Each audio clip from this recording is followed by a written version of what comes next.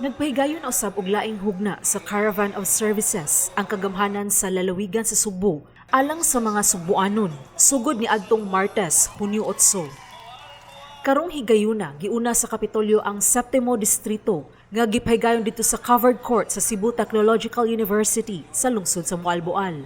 Matod ni Gobernador Garcia nga isip labing adunahan nga probinsya ang lalawigan sa Subo, angay nga magpadayon ang paghatod sa mga serbisyo ug paghatag sa mga ayuda ngadto sa mga Subuanon. Dili ko buot nga kutob na lang tas panghambog. Kung dili matagamtam sa matag Subuanon, ang ayuda nga gikan sa labing dato nga probinsya ang lalawigan sa Subo. Ug mao kana nga magpadayon kining atong panirbisyo kaninyo. Kay gikinahanglan kang matag Subuanon makaingon, Subuanon ko, nagpasalamat ko, nga kuyog ako, lakip ako, niining labing datong probinsya sa tibuok nasod. Gawas sa pagpang-apod-apod og seedlings sa nangka ug guyabano, vitamins ug food packs ngadto sa mga opisyal ug mga trabahante sa kabaranggayan, gihatagan usab og mga buhing hayop ang mga mananaog sa round 2 sa Sugbusog Contest. Kini mao ang mga kanding, mga baktin ug mga native chicken.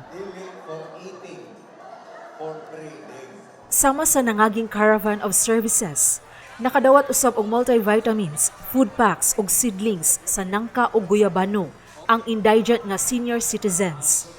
Kini usab ang nadawat sa persons with disabilities nga gihatagan usab og assistive devices. Samtang seedlings sa nangka ug guyabano ug mga liso sa lain-laing klase sa mga utanon ang nadawat sa mga hepe sa kapulisan sa kalungsuran sa ikapitong distrito, pinanguluhan sa ilang labaw nga si Cebu Police Provincial Office kung CPPO Director Engelbert Soriano.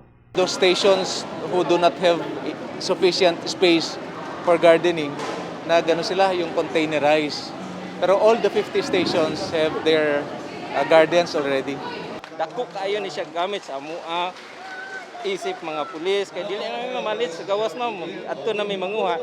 And besides ana, instruction ako sa ako ang mga tao dadkunin na mo sa mga respective nga mga families. Naa mi plano sir nga motap mi sa mga respective LGU sa mga munisipyo, mag-identify mi og lugar somehow sa barangay, sa bukid area, padakan na mo, i-expand na mo ang backyard mo. Nakadawat usab og seedlings ang district superintendents ug division supervisors.